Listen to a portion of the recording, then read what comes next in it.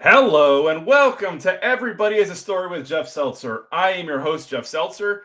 Once again, I want to thank you all for joining. If this is your first time on the show listening to it, really appreciate it. Thank you so much for checking us out. If you're a repeat listener, also thank you so much for listening and finding us once again. Before getting into some of the goodies for the show, I did want to talk about a few things. So first of all, for those of you that listened to last week's show, it really was a labor of love. As I mentioned last week, it was really cool in the fact that I spent 9 hours at a PWJ independent wrestling show. Had pretty much full reign, was able to interview lots and lots of people. Shout out to Gilbert once again, who was amazing. Shout out to Daniel, who we'll see in a few minutes, for helping me out throughout the day. It was really insane. I mean, the amount of anxiety and stress that I had on if the technology would work, right? Usually I sit here in my study in my house where, Wi-Fi is consistent. I know what the computer is going to work with. The mic works fine. Basically, Daniel and I showed up at the PWJ show with a couple of iPads, a couple of hotspots, a couple of headsets that I bought at Best Buy like the day before. But again, after watching it and after hearing all the feedback from how the show went, it was truly best case scenario. So it really did give me confidence that going forward, I could do more, I guess, on location shows. So if you want a podcast broadcast live from your bar mitzvah, your sales conference, or anything for that matter, hit me up, reach out to me. You can email the show at everybodyhasastorypod@gmail.com. As always, you can find us on Instagram at everybodyhasastorypod. My personal Insta is at Seltzer77. For all things Jeff Seltzer, you can always check me out at jeffseltzer.com. Speaking of which, this show this week is actually sponsored by our good friends over at jeffseltzer.com, our first show sponsor. So jeffseltzer.com is now the official sponsor of Everybody Has a Story with Jeff Seltzer. It may or may not be a tax write-off or a shell game of some kind. I'm not really sure how that works, but somehow the paperwork will figure it out. I mean, it's February right now, so we have 10 months to figure out how that whole, credits and debits thing works out. Outside of that, did want to make mention of the fact that you may have noticed on social media that I've gotten a little more active, let's say, in terms of putting out video content. My younger daughter, who's in high school right now, Allison, gave me the idea of like, hey, why don't you take some of the shows and kind of cut them up into reels? So cut like minute, 2 minute, clips of interviews, put them up on Instagram, see what happens.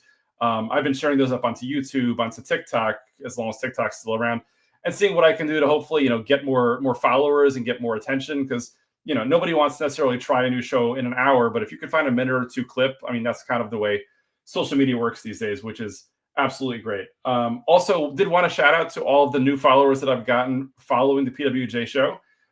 Ray Sanchez, fellow podcaster, a lot of other people out there as well. Ray was on the show last week for a few minutes. We talked about podcasting and wrestling and stuff like that, which was really cool. So definitely, love my new audience, love my new friends that I made. Hopefully this continues on and trying to just get the story out there.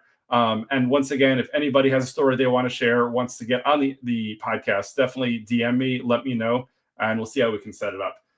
Lastly, I did want to call out the fact that, while it is February right now, New Year's resolutions are usually dead by this point. I did set a New Year's resolution for 2025 of averaging at least 10,000 steps per day. And as of today, which, we're in early February still, I do have that average still well above 10,000, which for me, since I got my first Apple Watch about 10 years ago, I've never been this high or this consistent. This high? I don't know. But from a steps perspective, I've never been this consistent anyway, which is fantastic. And as I'm getting older, it's getting tougher. So if nothing else, building up the stamina, getting the cardio up there and all that kind of stuff. So with that said, want to remind everybody that we are available on all podcast platforms. So as you guys know, we are on video on Spotify as well as audio. We're on video on YouTube at Everybody Has a Story Pod. Outside of that, we are audio only on Apple, iHeartRadio, Amazon, Pandora, Good Pods, and pretty much anywhere else that you can find a podcast. With that said, I did want to introduce my two guests this week who I'm really excited to have on the show. So one of them may look familiar, I guess, from last week's show, as he helped me out quite a bit, as well as back in July when he was talking with myself and my buddy Steve about our week in Philly. We have Daniel Ireland. Additionally, we have a first-time guest. However, he's one of two people who has listened to every single episode so far. So I'd like to welcome Marcus as well as Daniel. Guys, how you doing today? Doing well. How are you, Jeff? Doing well. Thanks for having me. Awesome. So we've heard Daniel's shtick in the past about who he is, so we'll get to him in a moment. But Marcus, as a first-timer on the show, do you want to give us a little background on who Marcus Perkal is? Yeah, so Marcus Perkal is the alter ego of Marcus Brandon, who I feel like probably gets weekly shout outs on your podcast. Marcus Perkal is my full name. Marcus Brandon is my middle name. And there's a reason that I go by both. But I am just a avid sports fan, wrestling fan, formerly a huge UFC fan, not so much right now, and a collector of things, which is definitely all my story. And that's how, Jeff and I first met each other. And that's what brought me here. Otherwise, live in South Carolina, moved here a couple years ago after being born and raised in New Jersey and spending about a decade in New York City. Moved down here to South Carolina with my wife. I got two daughters who are 3 and 4. So a handful 24/7. That's Marcus Percal. We'll talk more about Marcus Brandon later. Awesome. Well, Marcus, first of all, again, thank you for joining the show. Again, also always appreciate all the support and love that you show the show. As I'm sure you probably recognize from all the shout outs that you've gotten almost on a weekly basis at this point. What I will say is this is also, a special show for me because there's a couple of milestones here. So first of all, this show is the first time that I've had both a mother and a son as guests. So Marcus Percal, who's on the show right now, many of you may recognize that last name as his mom, Jerry Perkal, was on the show back in November talking about being a college advisor. So in 27, 28 episodes, this is the first time that we've had multi-generations from one family. Looking at Daniel, this will be his third appearance. So on Saturday Night Live, they have special 5-peat jackets for the fifth appearance. Daniel, you got like 2 more appearances till you get the official jacket or whatever it is we're giving out, whatever the budget is at this point. But Daniel is the first 3-timer on the show, which is super exciting. So Daniel, obviously appreciate and respect the support that I'm getting from you. So thank you so much for everything that you do. No worries. And obviously now that you've got a sponsor, I'm expecting a much better gift than a jacket. Let's just be clear. So, well, you did get a t-shirt. For the record, you did get a t-shirt 2 weeks ago at the wrestling show. So, that was something. Our marketing budget might be limited for the quarter. We'll see once we do quarter end close in April if something hits or whatever. But we'll work on that. We'll see what we can do. Yeah, and thank you. It's exciting to be the first 3-time guest as well. And I didn't realize that all I needed to do was listen to every single episode and spend 9.5 hours in an empty room for most of it with you. So if that's all it takes, I'm sure others out there have got an opportunity. I know, Marcus, this is your first one, but there's a challenge. Yeah. It's easy to get to 3, so I expect to see you a couple of times coming up. Yeah. Marcus has plenty of different interests. He's very diverse. I'm sure we can figure something out. So now we've had Daniel's been on 3 times. We've had Dana on twice, if you include last week's episode. We've had Megan on twice, and we've had John on twice. So we've got a number of 2-timers. Daniel's a 3-timer. I'm sure we could figure out some other interests of Marcus's to get him on at some point. So we'll get there. If we want to go into basketball collecting and fandom, I think you might have my mom on as a 2-time guest before you have me, to be honest. But...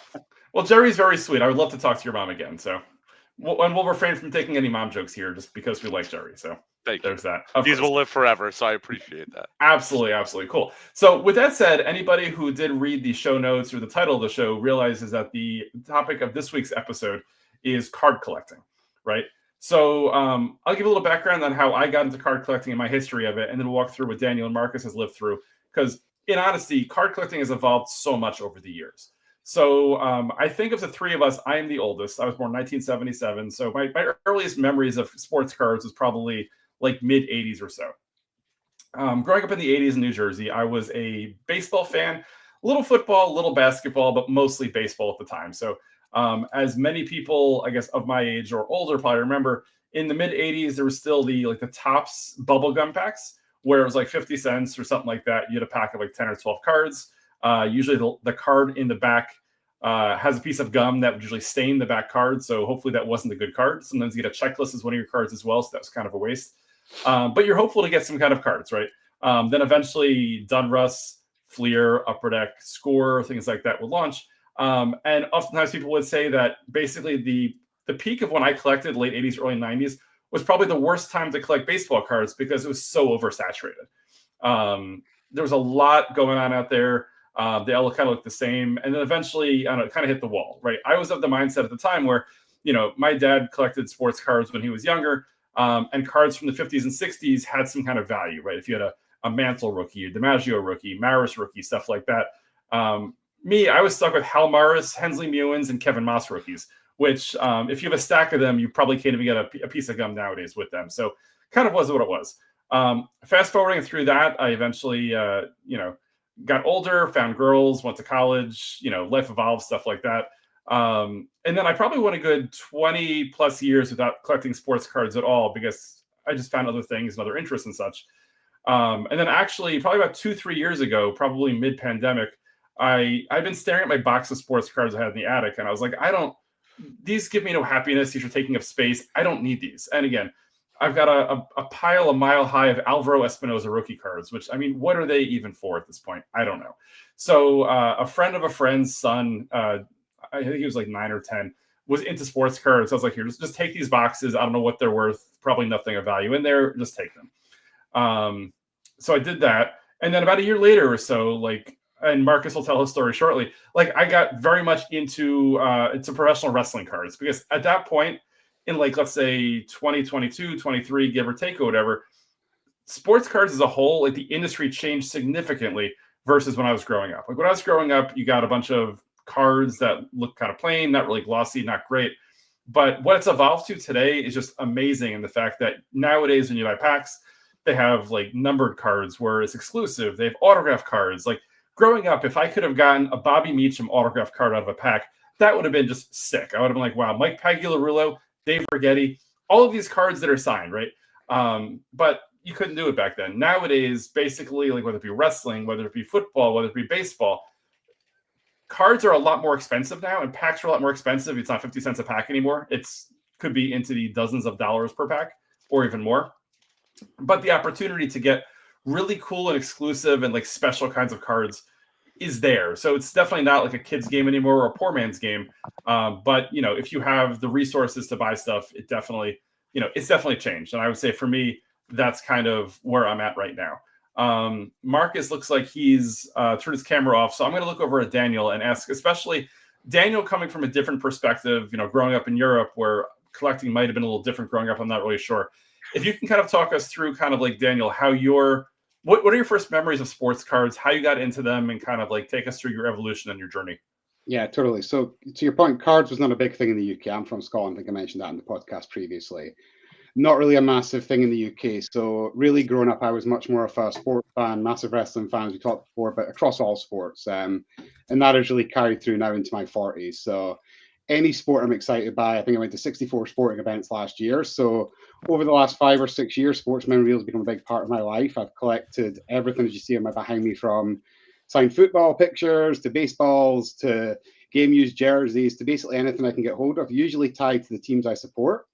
But really, as I got more and more into that, filled up all the walls in my room, started filling up every single drawer I could find, totes in the attic. I needed to find a way to get a little bit more economical with my space.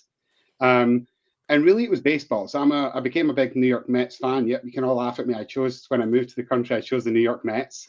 So I clearly don't want to win anything. So Daniel, to that point then, I mean, the Mets are actually, obviously an interesting choice, right? Because when you came over to this country, the Mets, let's say, weren't good, right?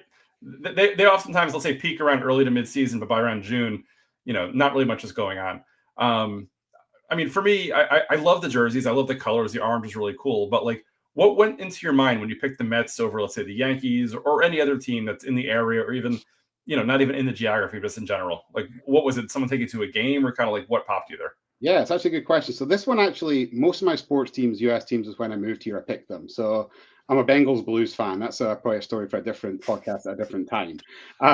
But the Mets was actually before I moved here. I came here on my honeymoon in 2012 to visit, and we were here for nearly 2 weeks. So the first week in New York, we actually went to Yankee Stadium. And Marcus, I know you're a big Yankee guy with that amazing memorabilia behind you, but to me, it felt a bit like the soccer reference of Man United for baseball. It was very corporate, felt great, good experience, but not really what I'm used to. My soccer team at home is a small team that doesn't win anything. So okay. I thought, let's check out Citi Field 3 days later, and just fell in love. So that was sort of 2012, just fell in love with Citi Field.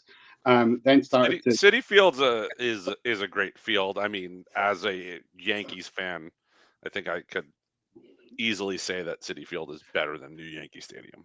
Yeah, I mean, to that point, I think it has personality. It's I mean, I live in Jersey, and I guess in theory I'm a Jets fan, but they haven't been good ever, so it's kind of tough, whatever.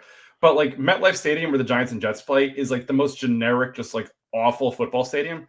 That like I'm a big stadium and arena guy. That like I don't know what I was thinking when I picked the Jets. Like I should have picked anywhere else because it's just not exciting. Neither team is very good, and the stadium is awful. Well, to throw zingers at both of you, I mean, Yes. they MetLife is a. I actually worked there for a few years after, about a year after college. Okay. MetLife it's a big cement box. I mean, Yeah. and it has no personality, and both teams there are awful, but it had to Yes. be neutral. City Field, on the other hand, they had to make a really good field because the team on the field is awful. They Right. need to have something appealing. Yankee Stadium, it's about what you see on the field, not what Here you we go. not what you eat and drink. So He's I not was going to say wrong. the food's incredible. The food's incredible. Yeah. So that's where it really came from. So then, obviously, becoming a Mets fan, I was like, well, obviously, need to start buying some memorabilia. I was relatively new to my career in the US, some disposable income, but not so much. So I thought, what's a good way to get into this? And it was actually in a sports store in Vegas. Ironically, I took my wife to Vegas, and we went into the sports collectible store that shows up on Pawn Stars, the TV series. Nice. I went into there, and knowing nothing about cards, I literally went to all the sports box, found the M, and bought I think it was a Jeurys Familia was the first card I ever bought. Autograph card was the first Mets card I bought, and I thought, well, I've made this. And that was really the first thing I ever bought. And then since then, it's probably maybe 1,000 cards in. So Nice. that was where it started. Was just my random love for the New York Mets. So, real quick follow up, then we'll move on to Marcus and his history in sports cards. So, you said your first card was a signed card that you bought in a Vegas store. Like, how soon or how like far after did you start buying like packs or boxes and stuff like that? Because obviously, it's a different experience in terms of saying, I like player X, so I'm buying player X's card. Versus, it's basically gambling when you buy a box or a pack because you don't know what you're going to get. Yeah, that's a good question. That one was probably around 2017 when I moved here. So the Mets had been good because they went to the World Series just before that, and just so they were semi decent. So there was a little bit of hope there. We had the Graham, we had Syndergaard. We actually thought we had a chance. But I would say then over the next few years, I started to sort of purchase a few bits and pieces. But really, the trigger was COVID. I ordered a lot just because the fun of sitting at home and in between meetings, being able to take a pack of cards and open them and get that excitement. But I would say the first thing that I really started buying a lot and buying sort of hobby boxes was the National Sports Memorabilia Convention, Atlantic City in 2023. Okay. So I spent 5 days down there, and that was the first time I sort of came back with like a few $100s worth of like hobby boxes, things like that. That was probably the last 2 years has probably been the downfall, I would say, of my collection. It's got crazy. Got it. So for those listening at home, Daniel referred to hobby boxes. So just to clarify, and Marcus, keep me honest because you're probably the expert of the three of us. So if you go into, let's say, a Target or a Walmart, you can buy basically and what would they call those kinds of boxes? it's either a blaster or a mega box. Those are Yep. two different types. They're referred to as retail boxes Yep. as opposed to hobby boxes. Yep. So if you go into like your Target or your Walmart, whatever else like that, to Marcus's point, you're going to get a blaster or like a retail box of some kind. So those are not going to be that expensive, but you're also not going to have the opportunity necessarily to get like what they refer to as like the hits. So like if you buy a hobby box, which is significantly more expensive, you'd buy it through, as the term calls it, like a hobby store, hobby shop, or straight from a website. You're going to pay a lot more, but you're more likely to get like the autographed cards or numbered cards or exclusive limited cards. Like if you go into a Target or Walmart, you're probably not going to get that one of one, Skeens card or whatever it is that like everyone's running after for the most part. Versus, if you buy from like a hobby store and you're going to pay excessively, and like the boxes are different. It's not like, hey, it's a hobby box because it comes from a hobby store. Like legitimately, they are marketed and packaged and look very different. So again, it's a case of they're still trying to get a market for different types of consumers. There's the higher end who will buy, quote, hobby boxes, as Daniel did. And then the average, kid who runs into Target who might buy, a pack or a box, in your normal retail store. Is that fair, Marcus? Yeah, that's definitely right. That's fair that's what we have right now. It's funny though, as you talk about it, because like my hobby collecting, when I started, it was very much the opposite. And I have a feeling we'll get there soon. But yeah, that's par for the course as we know it right now. Awesome. So with that said, Marcus, who actually does run a bit of a card business or whatever, let's kind of go and dig into Marcus's past. I mean, not too deep because that can get kind of scary, I guess. But dig into Marcus's past in terms of like how he got into sports card collecting, his earliest memories, and kind of like how his story has gone. Yeah. All right. So, I mean, really, what it comes down to is I've always been a collector of things. I have a obsessive personality. And anything that I am interested in, I am extremely interested in, whether that was Beanie Babies or Pogs or, wrestling figures, wrestling cards, autographs, whatever it is. Like, I, a couple years ago, I was on a different podcast talking about collectibles, and I had like texted as an exercise, texted my family asking, what are some things I've collected? And the list was like, it was like $2 bills, like it was quarters, it was money, it was whatever it was. But really, so the fact I was always a collector, and I got into wrestling at a very young age, like I would say probably 2 or 3. My father and his mom, my grandma, kind of got me into it. My dad's sister as well, my aunt, and we always would get like random, like packs of wrestling cards, whatever else. Like, but as a 2 or 3 year old, like that meant nothing. I would rip through them if it wasn't a Hulk Hogan or wasn't Ultimate Warrior. It didn't matter. And then my my card collecting really kicked off. It was 1996. And I remember it very distinctly. And the reason that I said like this is where we are now versus where we were. Right. So in short, she's already been brought up once or twice, but my mom, this Yeah. is definitely Jerry Perkal's fault. My mom was, between my parents, my mom was more of the sports fan. My mom definitely would take my brother and I to sporting events. Growing up in New Jersey, we were 45 minutes from New York, but we were like 25 minutes from um, Continental Airlines Arena, the Meadowlands, Izod Center, what have you. Of course. So we would go to sporting events often. And I mean, I became an avid Nets fan in time. But in 1996, the NBA draft was at the Meadowlands in New Jersey. And my brother at that point was a very big basketball fan. Myself, not so much. But my mom decided it would be a great idea for my brother's birthday to have his party at the 1996 NBA draft. Oh, wow. So my mom, my dad, a couple, of my brother's friends' parents brought about 30-ish kids to the Meadowlands. And we sat in the stands and watched, one of the top 2 NBA drafts of all time. Okay. 1996 NBA draft. This is not in order, but Kobe Bryant, Allen Iverson, Stephon Marbury, Steve Nash, Marcus Camby, Peja Stojakovic, Kerry Kittle, Sharif Abdur-Rahim, what have you. That's solid. And being at that draft, my brother and I felt a little bit of a connection to these players. So when we were at Kmart, and they were selling hobby boxes back then for $20 or $30, we were like, oh, we should get a box of, Topps Series 2 1996. Just, we wanted full sets. And how it worked back then, which is so different than what it is now, as you mentioned, now where you're looking for numbered parallels and autographs, whatever else. Topps used to pick a random player who wasn't very good. Okay. And they would short pack their card, meaning that there would be like, you would buy 4 or 5 hobby boxes and wouldn't get like the one random, I don't know, it could have been like Samaki Walker or whoever it was. And you would, if you were trying to get a complete set, you would go and buy all these boxes to get the one random player to get a complete set. And that's what my brother and I did. Okay. We would buy hobby box after hobby box after hobby box, trying to get 2 complete sets of 1996-97 Topps. Jeez. And then as time went on, in our binders, we were kids. I was, sorry to age you, Jeff, I was 9. Oh, we would. I was in college at that point. We would shove, 4 or 5 cards into a little sleeve. Yeah. And we knew we had it. We had tons of Kobe Bryant rookies and Allen Iverson rookies and Steve Nash and everyone I listed earlier. We had stacks and But they're I'm sure so scuffed up because you're shoving like, a gazillion cards into one little holder there, right? Yeah, right. They were, but at the time in 1996-97, card grading, which we'll talk We'll about, get into a moment. didn't exist. Right. But my real card story then began. That was it. That died. Those binders stayed at our house. We moved 2-3 times. We got rid of a lot of it, and we had these binders. My brother and I each had a binder of like cards that at the time we used to price in Beckett, and they were worth more than $1, and that's what we kept. And then we had like a couple binders of mixed cards, just sets, whatever else. That made the move. Stayed in cardboard boxes in my mom's garage.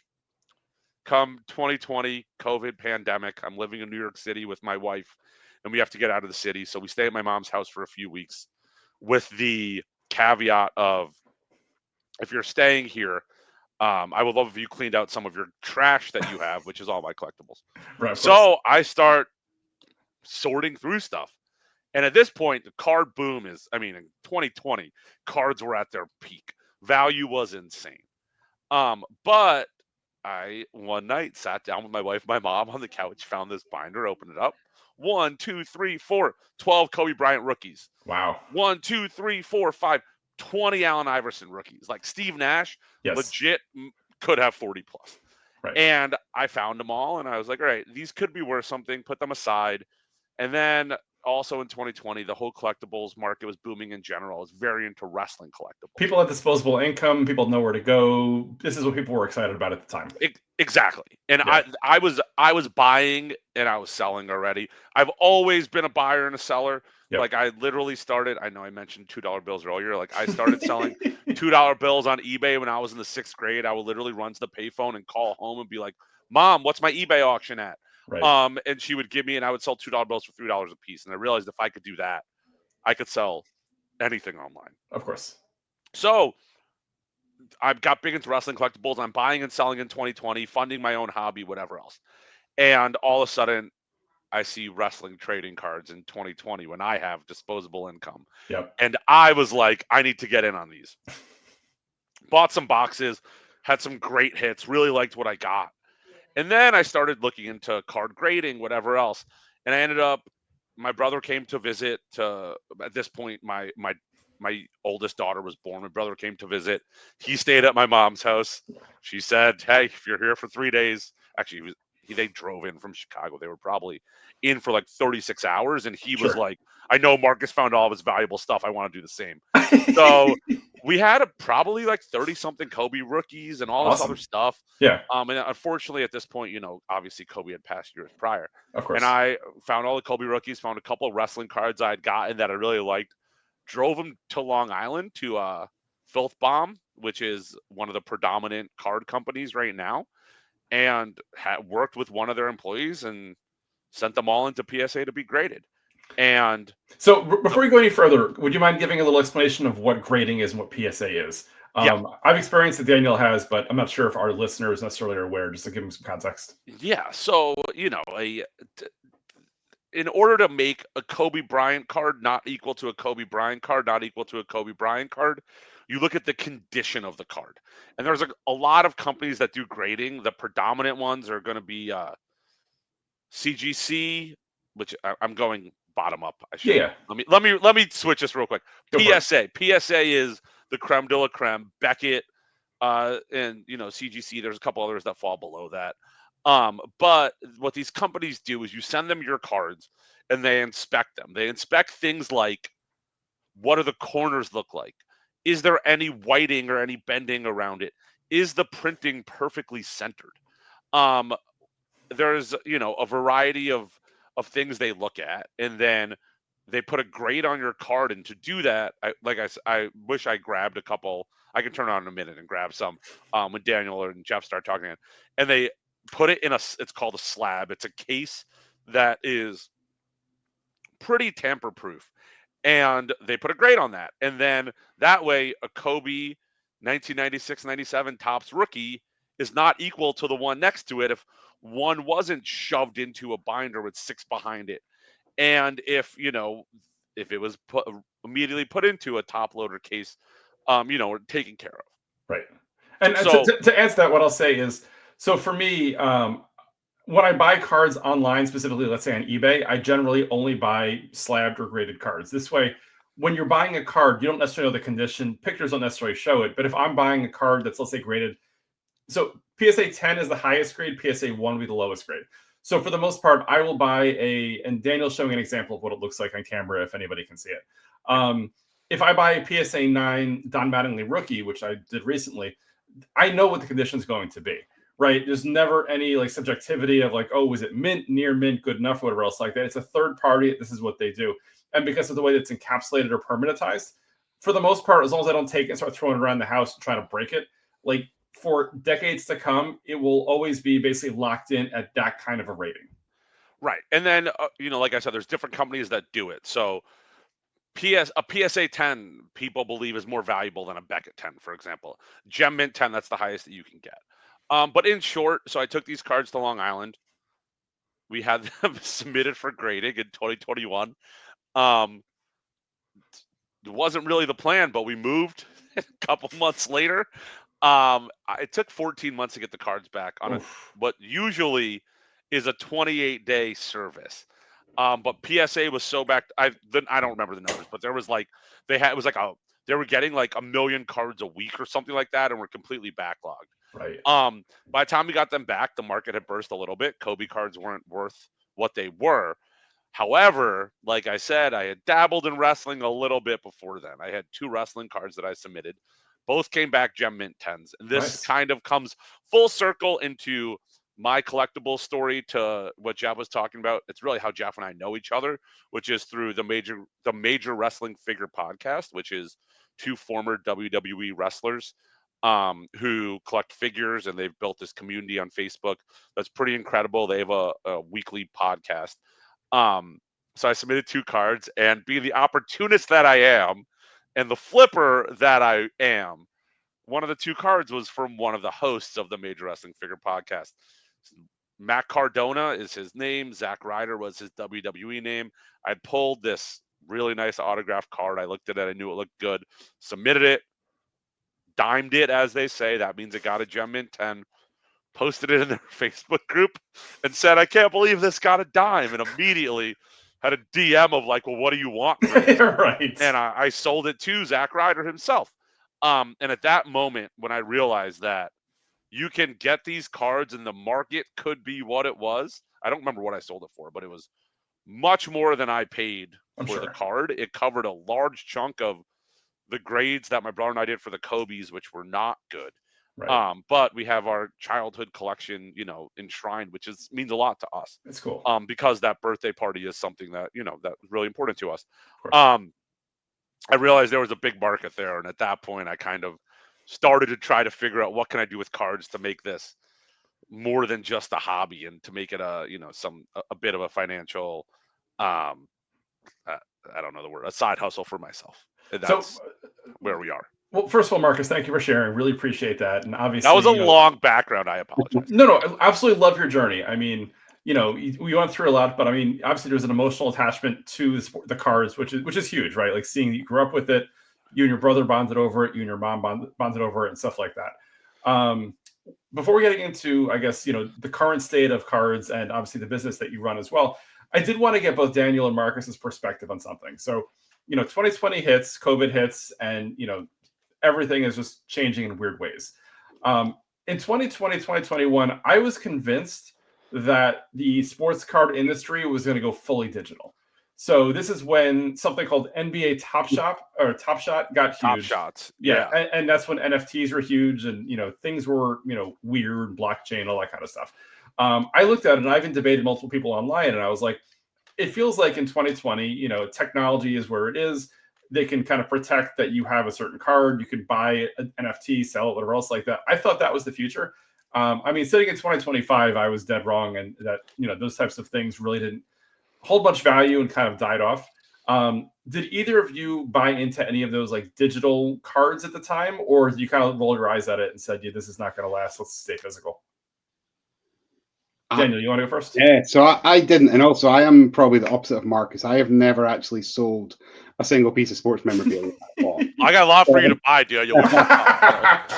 So maybe I need to listen to you more. Like, I'm just looking through some of these cards, and there's some that I definitely don't need. A mint Daniel Jones autograph card can probably go to the sold list now.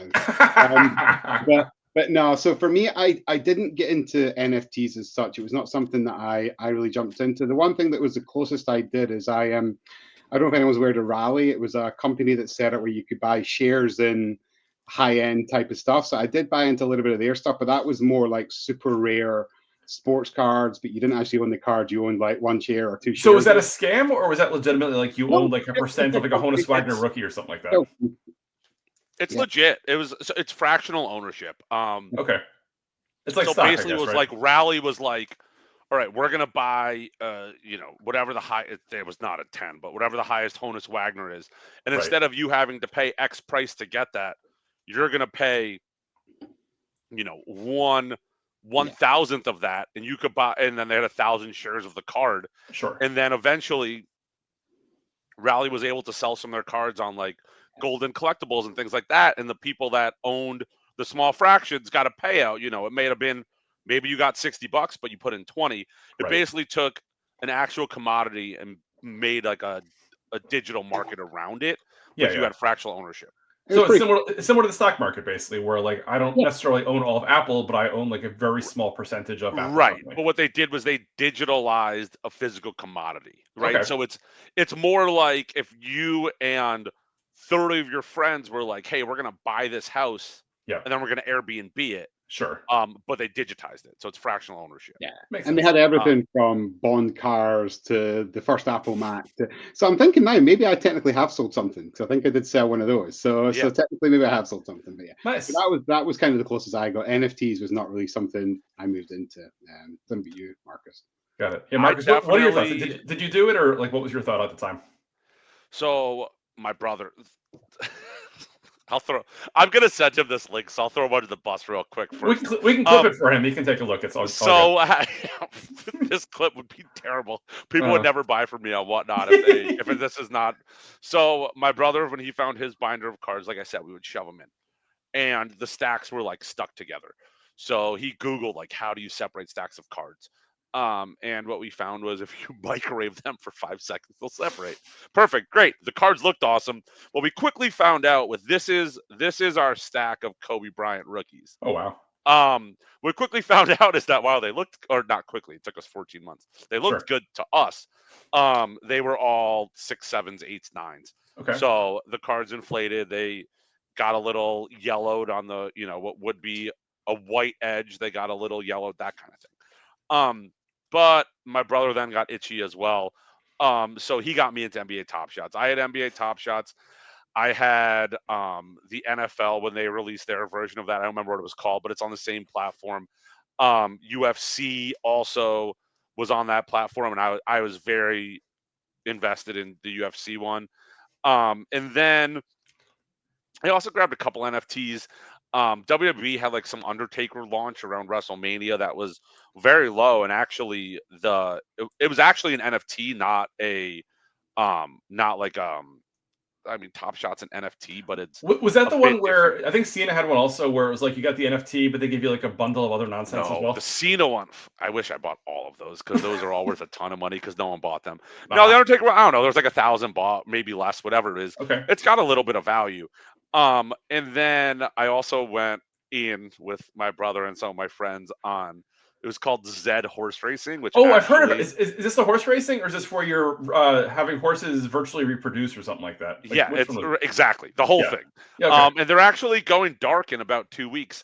So it didn't last, but yeah, we in peak 2021, we started a stable with about 10 of our friends.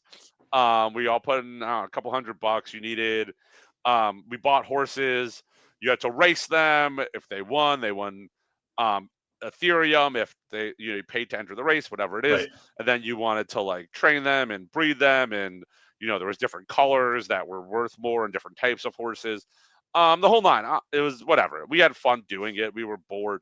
Yeah. We all ended up making like a slight profit, mostly because the value of Ethereum went up a lot between when we put money in and now.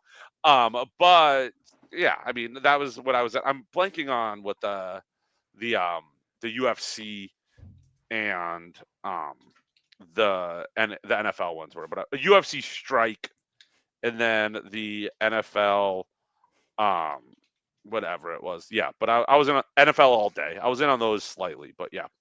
And I would say just to add to that also. So again, I mean, most of those, I guess, digital only cards, it seems like kind of went the way of hopefully the way of COVID, and the fact that like they're not really that much around anymore. What I will say is like I recently saw a few of them where like I think AW Wrestling with Upper Deck has where if you buy the digital card, like a few weeks later, the physical card gets sent to you in the mail when it ships or whatever, which is nice. I think it's a nice little hybrid that you can, see it online and then eventually, like Megan Bain debuted in AW a few weeks ago. So they had for a lot of the debuts, they'll do stuff like that, which I think is pretty cool.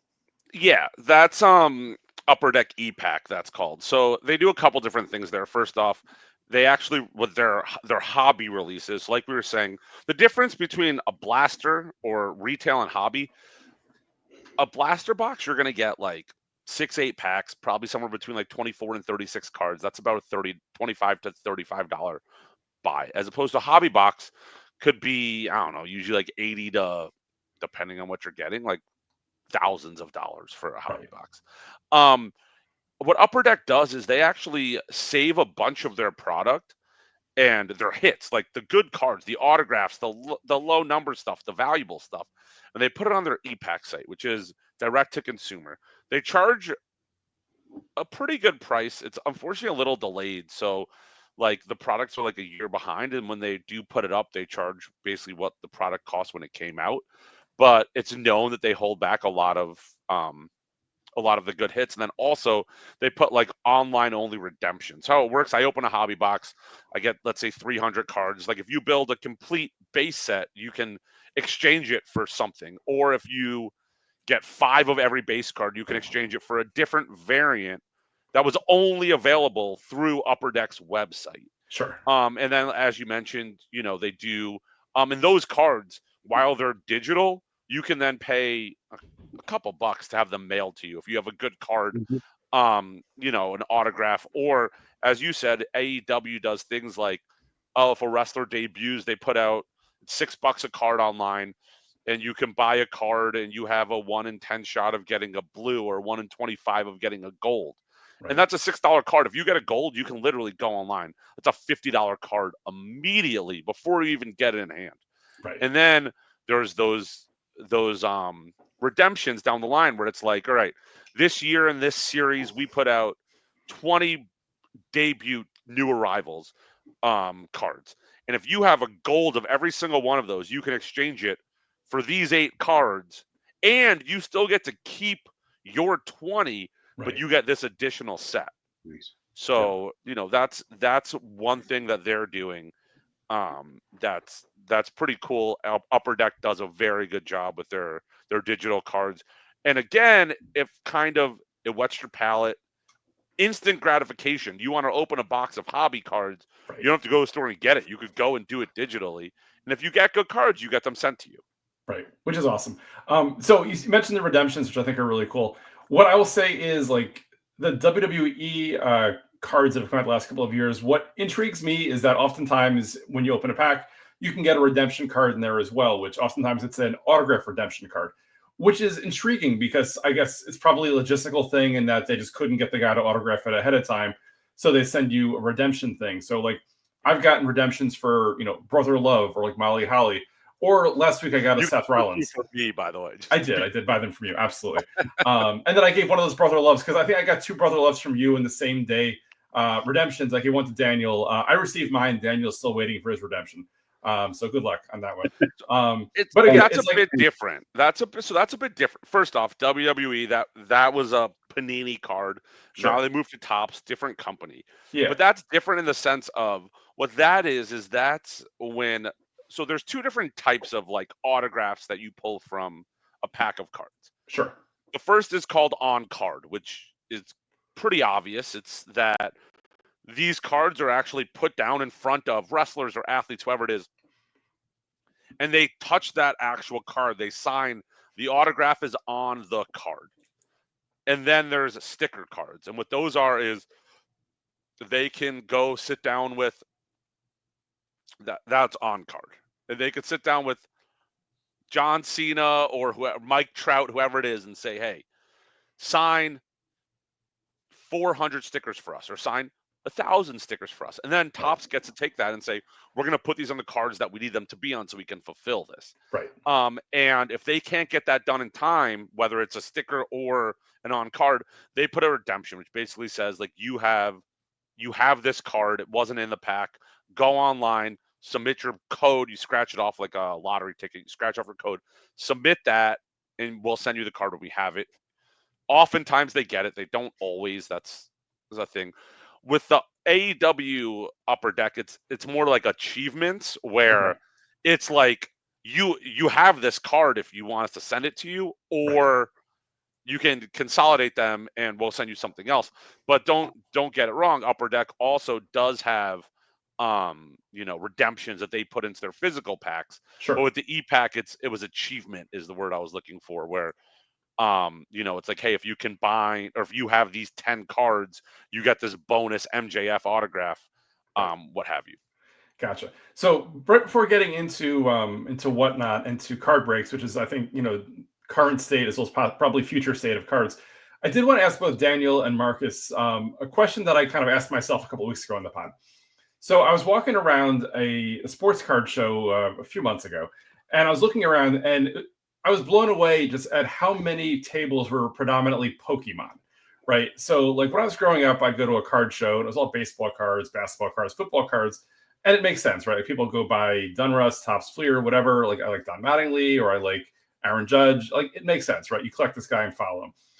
Now card shows are much, much higher in terms of Pokemon, which again, I'm probably too old to fully recognize or understand what Pokemon is. I get it enough, but kind of not as as clear as probably the babies that I'm on this podcast with right now who probably lived through Pokemon when they were growing up.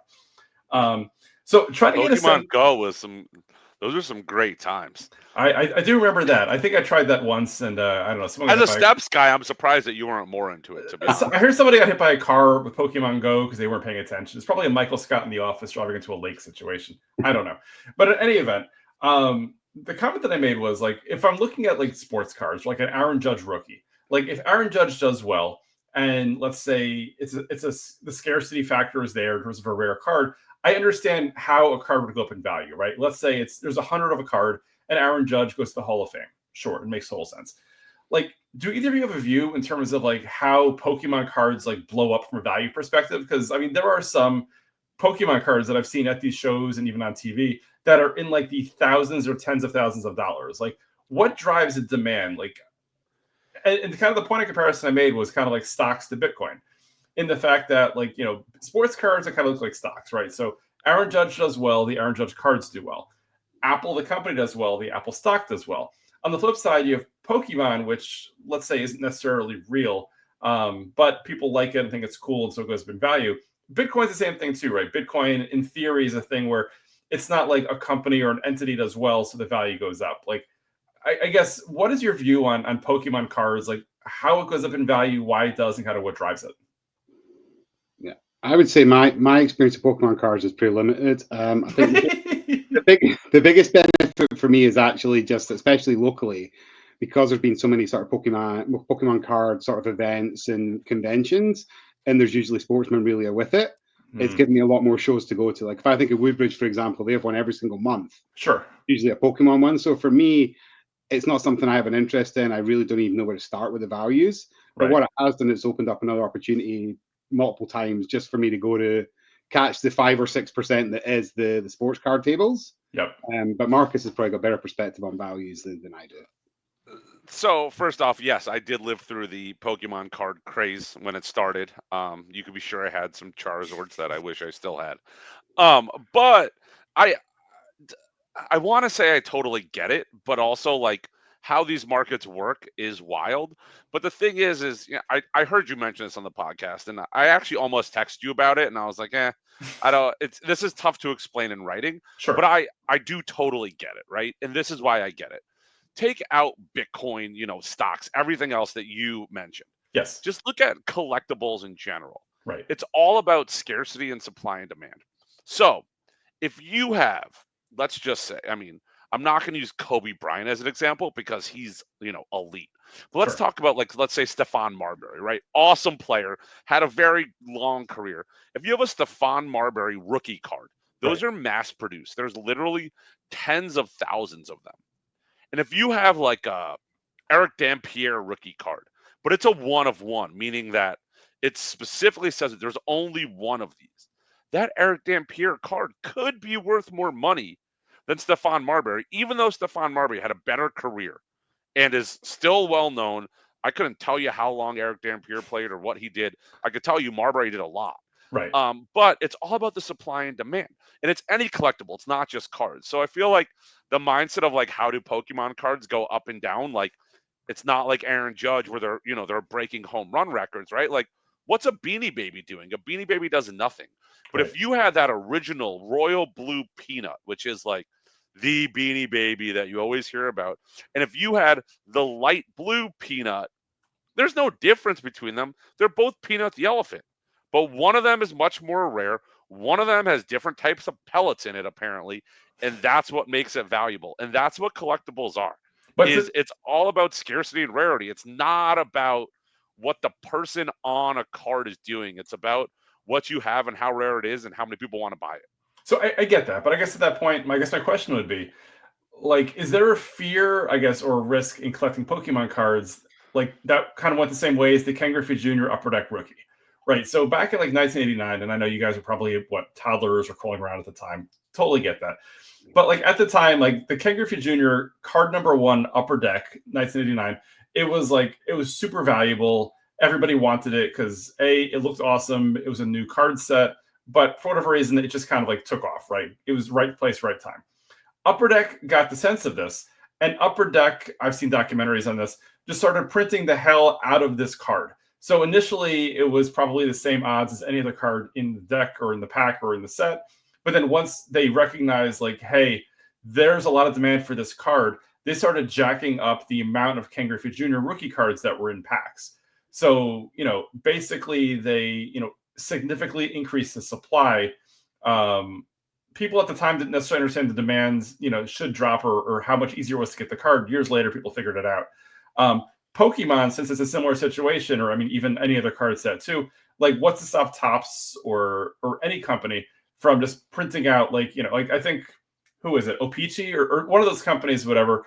Like if you get into a set, you can get 1,000 of the same guy, all one of ones, but they change the color slightly. So now, sure, it's a one of one, and it's rare, but it's Leaf. That's who Leaf does it. does it. Yeah. Sure, it's a one of one and it's rare, but at the end of the day, okay, what does one of one mean at that point if there are so many different one of ones?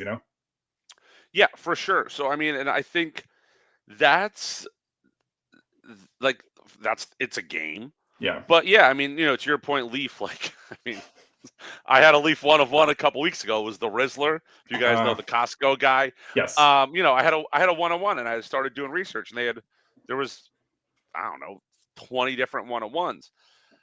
When you're looking at Topps or one of these bigger companies, everything they do is documented. So to an extent, the number of base cards isn't known. But like I was looking today at the new WWE product that's coming out later this week, WWE Topps Chrome 2025. Hey, Marcus, breaking news. I mean, so we are recording this in late January at this point. So breaking news here. As we're talking, I legitimately just got the email from Steel City Collectibles that the 2025 Topps WWE Chrome Hobby Box is available. Well, first off, that's a great free plug for them. But also, all right, so but it's still, honestly, it's still going to be the new flashy product. But the new flashy product that came out 10 days ago, 2 weeks ago, whatever it is, right? Topps, they tell you if you look, all right, to get a of 5 blue, I don't know what the actual parallel is. Yeah. The odds of getting that is 1 in X packs. Right. But the key is, and this is what you mentioned earlier, is the real shift in sports cards from the Ken Griffey Juniors, from the Kobe Bryant rookies, is the numbered parallels, right? Like if you have, I don't know who's a great rookie in, I mean, wrestling, whatever, any sport. Victor Wembanyama, like he's a perfect in baseball. Same thing. Yeah. Victor Wembanyama is a perfect example. Sure. Victor Wembanyama, his rookie card, right? This is a PSA 10. His rookie card from Prism 2023, or from NBA Hoops 2023, is the most graded card of all time. There's more tens of that than any other card out there because everyone is submitting it and they're mass producing them. Right. That card probably isn't going to have that much value over time. It will hold value. Right. But if you have the Victor Wembanyama NBA Hoops rookie that's limited to 99 or limited to 49, right, that's where the money is. And that limited number where what's being made, there's a finite number on it. Right. That is where the money is. And that's going to be in trading cards like we're talking about right now. That's going to be in, I mean, wrestling figures is another hobby I could talk about. I'm literally looking up at my wall here right now. Like, if you have Series 1 AEW Jazzware figures, you have a Cody Rhodes figure, like that figure has good value. They were pretty rare. Sure. But there was also a Chase figure made that was one of 500. Wow. Those figures immediately were worth hundreds, if not thousands of dollars. Right. Because when you put a finite number on a collectible, that's where the value comes from. So with Pokemon, you know, those cards, they might not be individually numbered. Maybe they are now. I don't collect Pokemon cards. But it's if you know what the odds are of pulling that out of a pack, and you know that the Charizard is the rarest and that those odds are more available, and this is all on the internet now. Of course. That's how that drives that price. And do I get it? No. But do I understand that that's how every single autographed figure and autographed 8x10 and wrestling belts and everything that I have surrounding me right now and in every room in my house works? I do understand from that point. Totally get it. Yeah, I think your listeners can look forward to 3 years' time when we get back together to talk about our Pokemon hobby. Absolutely. It'll be the Pokemon reunion at that point, where we're gonna get in a second into Marcus's business, but in 3 years' time, 2028, he'll have nothing but Pokemon cards for sale. So he'll be talking about his graded Pokemon cards. He'll be talking about just everything, you know. So and hopefully at that point, I can put my daughters through college on Pokemon cards. So we'll see what happens. With that said, so those of you that are watching see that Marcus Perkal is at Marcus Brandon on Whatnot. So this is actually what intrigues me the most about modern day sports card collecting. And this is also where Marcus and I actually became friends and you know, connected on this. Marcus, do you want to kind of walk through, Whatnot is a video auction website, which Marcus predominantly does cards of different kinds. Can you kind of walk people through and pretend they know nothing about it, what a card break is, what that looks like, and kind of like how you run that? Absolutely. Before I do that, though, real quick, I Yes. want to give a less than 30-second breakdown of why there's a Marcus Perkal and a Marcus Brandon. Of course. So back in about probably like 2014, 2015, I was very big into the UFC, MMA, collectibles, autographs, what have you. I was getting a lot of stuff signed. I would meet a lot of fighters, and I would sell some stuff. And my brother made a comment to me. I would sell it on Facebook, not on Marketplace in like groups. My brother made a comment. He was like, "Hey, did you know that every time you post a signed glove on Facebook, like all your friends get targeted to join the group and we can all see it?" And I didn't really realize that. So at that point, I made two different Facebooks. I had Marcus Perkal, which was my Facebook I've had forever for all my friends that from high school and college and jobs, and, you know, whatever. Perkal is obviously your married name, but continue, please. Okay. And then I had made I thought it was very creative at the time. It was capital MMA Arcus Perkal. So it was MMA. That was where I was doing all my MMA dealing. And then Facebook basically came to me and said, "Hey, we need you to prove that your name is MMA Arcus Perkal," which I couldn't do. So I proved that my name was Marcus Brandon, made that Facebook Marcus Brandon, and I still operate two Facebooks. I have Marcus Perkal, which is, again, my Facebook I've had forever, that all of my friends from, I call it the real world, are on. And Jeff, you are on both, so you are a real friend and a fake friend. And then I have Marcus Brandon, which is where, you know, I do all my dealings with sports collectibles, buying, selling. I'm in all these groups, whatever else. So that's my little breakdown. So what is a card break? The easiest way to break this down is not using wrestling, because wrestling is so niche. So I'm going to use baseball. So let's say Daniel's a perfect example. He said earlier, he's a Mets fan. So Daniel could go to the store and buy a box of Topps cards. And that box could be $200. And he's going to open it and get, I don't know, let's say there's 24 packs, 12 cards a pack, right? 288 cards. But all he wants is the Mets card. So he's going to go through it, get a bunch of stuff he doesn't want, and maybe he'll get a good autograph that's for, you know, the Yankees or whoever else. And that's cool, but he didn't really want that. And he spent $200 on this box to get everything in it. So where card breaking comes into play is Daniel can say, "Hey, instead of me buying a box for $200, Marcus, I can get a case of cards that's 12 boxes of cards, And I can say, all right, Daniel, you want all the Mets cards. You pay me X. Let's say that's $300. Now, the upside is that's more than a box cost, but you have 12 times the chances to get all the Mets cards and to get all those solid Mets autographs. Well, maybe there's not solid Mets artists, whatever. That could maybe be in this product. Maybe next year. And then I sell every team. After every team is sold and Whatnot, this app, they cover it all. So how Whatnot to works is clarify, Whatnot is the name of the app. He's not just saying Right. or Whatnot. Like Whatnot Right. is literally the app. Whatnot is an the app. store. Whatnot.com. Yes. Their app is Whatnot. So what they do is they cover everything. I go on Whatnot. I upload, hey, I'm going to do this show. You have to get approved to be a seller. I'm going to do this show. This is the product I have. This is what I'm selling. I go in the store. I post all the MLB teams. I post all my prices. People go on. They can buy it. They can make me an offer if they think my price is too high. And I could auction them off if I want to. And it's everything is on video. I go on video. I'm doing my auction, selling whatever hasn't sold. Once everything has sold, I open all the cards, video recording to make sure that anything that comes out of a pack is sent to said buyers.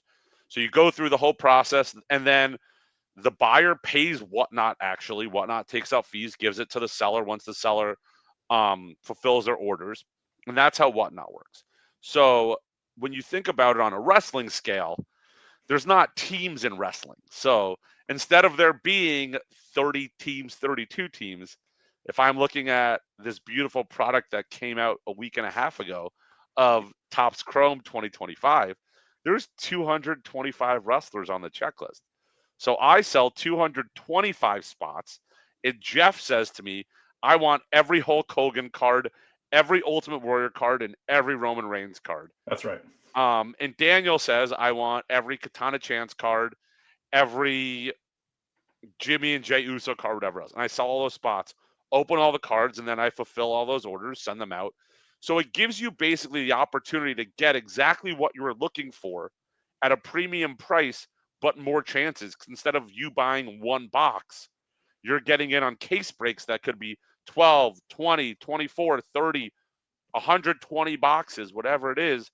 And if you're just trying to collect one wrestler or one sports team, you have more chances at getting all those good cards That's right. than you would if you opened the boxes that you would get for the same price.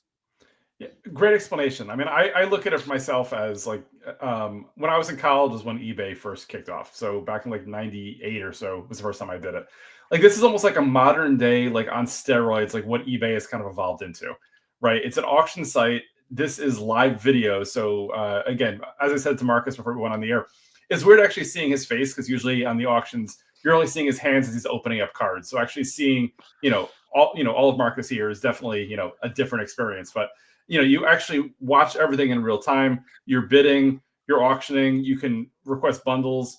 When Marcus said there's like 200 plus wrestlers, sometimes they'll put like bundles together. They'll try to pre-sell. So if let's say, you're a fan of all the legends or all the announcers, he might have like a bundle of you get like every announcer card or whatever it might be. But to the point from before, it's a great way instead of me going and buying 2 hobby boxes and hoping for the best of basically, getting specifically the wrestlers or the athletes or whatever that I want. Other ways that they run Whatnot sometimes is obviously, in sports, we said teams, wrestling by the wrestlers. Sometimes to be fun, they'll do it by the letter. So sometimes they'll do things where I can like buy all the wrestlers whose names start with an R. So I get Rey Mysterio, I get Rhea Ripley, I get Roman Reigns, I get that kind of a thing. Sometimes, and again, they say it's not gambling, but it's basically gambling. They'll have things where like you could spin the wheel.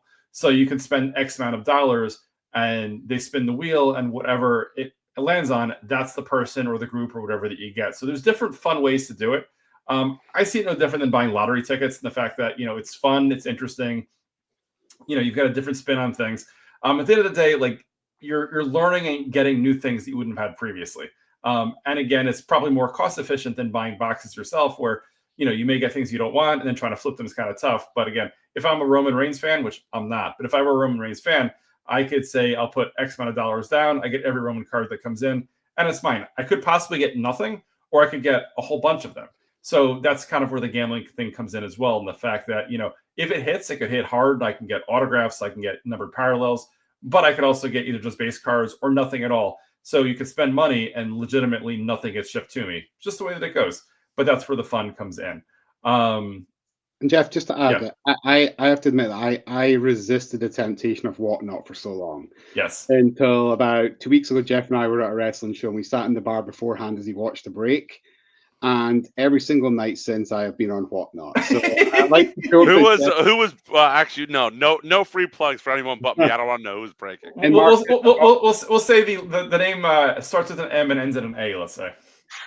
Oh, he could get a free plug. Medina Okay. is So it was Medina. Like I've always posted on Facebook, Marcus and Medina are my two guys when it comes to Whatnot breaks. I think they're the best in the game. They're the most he's reputable. the best wrestling breaker and whatnot. As someone who breaks wrestling, I have no problem saying it. Yeah. And that goes for multiple different reasons that I feel like that. Go for it, and then I'll. Yeah, Marcus. Yeah. I finally got a chance to join Marcus in the last couple of days, and it's just Marcus describes it how it is, but it's also super entertaining. It's a lot of fun, great community. There's great chats going on as you go as well. A lot of good back and forth. So it's also I like to see it as I'm paying for some entertainment as well, with a chance to win some cool stuff as well. So, Yeah. so I'll say thank you, Jeff, for ruining my life. But I think it's a good step forward. So yeah, highly shout out the experience and whatnot. Yeah, it has to be entertaining because I mean Marcus will sometimes be on camera for 4 or 5 hours at a time, right? And you want to make sure the audience doesn't go away or get bored. You need to kind of keep it going. You need to make sure that you're selling all the cards, and it gets tough after a while when all you have left over are either super expensive cards or names that nobody cares about. Right, it's a very interesting experience, and so again, I'm not the only person that does this, and there could be, at the same time that I'm live, I pick what time I want to go on. There could be, 1, 2, 20 other people selling the same product that I am at the same time, and we all have different prices. And there's of course different cards in our boxes, so someone's gonna have better cards than someone else. But you got to keep people entertained, because if I'm boring, or if I I'm not talking, someone's gonna leave my room and go somewhere else, and they're gonna spend the money that I would have got. Yep. And for me, this is a side hustle. It's also something I'm passionate about. So there's, I pulled you pull a 1 of 1 or something like that. Like, I get a thrill of pulling that card. There was a couple, I don't know, it was last year. I was the first person on Whatnot to open this one product, 2024 AEW. And in the second pack, I pulled, you could argue, one of the best unautographed 1-of-1s in the whole product. It was Kenny Omega. Wow. And the satisfaction, I literally have my wife take a picture of me holding the card. Like, I still get that satisfaction, but it's not my money. It's someone else's. However, there's also times where I run a break, and like Jeff was in my worst break that I've ever had, where I lost a lot of money, and like I got lucky. I ended up keeping a bunch of spots for myself that weren't moving, and one of them hit a very good card that like really, really saved my butt. But I mean, and Jeff said financially, that I was couldn't. probably your worst. I'd say as a fan and as someone who bought into, my least favorite break was the one where I think halfway through you realized it was going nowhere. You just ended it. Everything got refunded, and as if it never happened. Like for me, that was where like I planned my whole week around being in the break. I was going to buy some stuff, and I bought some stuff. But then you're like, you know what? We're done. Just hit refund, and that was that. I've done that one time, and Yes. that's what I'm saying. My worst break, it was that box, that Oh. case that I did 2 days later. Yeah. There was like my it was like a bad situation. My daughter was playing around with my phone and accidentally turned my Whatnot stream on 2 days early. I lost all my followers. Oh no. I lost all the followers on the stream, had to restart it, and Right. I couldn't recover from it. I ran it 2 days later. Yep. And again, I took a loss on the product. I end up with a very good card that will cover me for that. But so there's a gamble for me in it too. Of course. It's not guaranteed. Like this, when you look at it, like we've been talking about Topps Chrome, which is, and the reason we keep talking about this, by the way, for those that are listening that aren't wrestling fans, WWE have been with Topps for a long time. WWE World Wrestling Entertainment is the biggest wrestling company in the world. They have been with Topps as their card company for a long time. And 40 years ago, they went over to Panini, who is another big player in the game. They signed a deal with them. It's been very contentious. There's been lawsuits going both ways. And WWE chose to leave Panini after just 3 years and go back to Topps. So the reason that we're keep talking about this Topps Chrome, this is WWE's first product back with Topps. And there's, like I said, there's 230-ish wrestlers in the checklist, and to get a case of these cards, it retails for $3,600, right? Right. It's not cheap. And then you look at Whatnot. Of course, they're a business. They're a great business, genius business. Like Yes, I should have thought of this. We all should have thought of this business. of course. They take 12, 13%, and it's like, in order to make money on a break, you gotta sell $4,200 worth of cards. And when you break that down, like, not every wrestler is a $20 wrestler, but also not every wrestler is The Rock, and The Rock is a $250, $200 wrestler. Right. So you take what you get. You got The Rock, you got Roman Reigns, and then you also have, the Greg the Hammer Valentine and the Honky Tonk Man that might be $5 or $6. And it's my job to get on there and be entertaining enough that people want to stay in my room and want to buy these wrestlers for $5, $6, so I can come out ahead. And then hopefully, when we open the cards, most people are happy with what they're getting for the money that they spend. Right. With that, we are running just about out of time, so I want to give you guys both an opportunity to plug anything that you want to. So, Daniel, I think you've probably got the least to plug, so I'm going to go through you first here, if you don't mind. I have the least plug. I will just plug anyone. Marcus is fantastic with what I've seen on Whatnot so far, so anyone that gets a chance, please do check him out. And then Jeff, just continue plug for you. Thank you to the listeners. You're doing great stuff. I hope I can be your first 4-time guest. So look forward to it. Well, we're working on it. So Daniel is my obviously official or unofficial executive producer. Reminder, as I'm going to plug myself here, this podcast is brought to us by JeffSeltzer.com. All the fine people over at JeffSeltzer.com are sponsoring Everybody's a Story with Jeff Seltzer. So for all your Jeff Seltzer needs, go hit up JeffSeltzer.com. And then Marcus, who obviously has a legit business of the three of us, I'll let him plug away. So this is a first for Everybody Has a Story with Jeff Seltzer. So please check out my eBay store at Marcus Brandon Breaks. Also, my Instagram and my X are Marcus B Breaks. Whatnot, obviously, is at Marcus Brandon. And Facebook is also Marcus Brandon. Please come check me out. Give me a follow. If you don't have Whatnot, come download the app, have fun. If you want, you could DM me on any of those other socials I mentioned first. I'll send you a link that gets you a discount. And just to be very clear, how Whatnot works is you get a discount on your first purchase, but it can't be from me, so you have to go to someone else. So I'm trying to spread the goodness there. And if you have any question how card breaking works, like, shoot me a message. I'm more than happy to talk about collectibles, trading cards, whatever it is. That's the beauty of this hobby, especially in wrestling, is that it's a community. And that's how I met Jeff. And to be quite honest, like, Jeff, I'm not closer with you than I am with my brother, but I talk to you more often than I talk to my brother. Some of my best friends are from this hobby. It is a community. People know that, Marcus collects this wrestler. If I get this card, let me go to him first and just make sure he doesn't have it. And it really is, it's more than just, a sale or a transaction. It's a community. And that's what I love about it. That's why it's my hobby and my addiction. Yeah. So again, it's Marcus B Breaks on Instagram and X, Marcus Brandon on Facebook and on Whatnot. And on eBay, I just changed it. So this is very weird for me. I had my eBay store for 25 years and I changed it a month ago. It's Marcus Brandon Breaks. Gotcha. So two quick things to add. So first of all, to what Marcus said before also, for the record, I do talk to Marcus's mom more than I talk to my own mom, but that's probably a different story for a different podcast.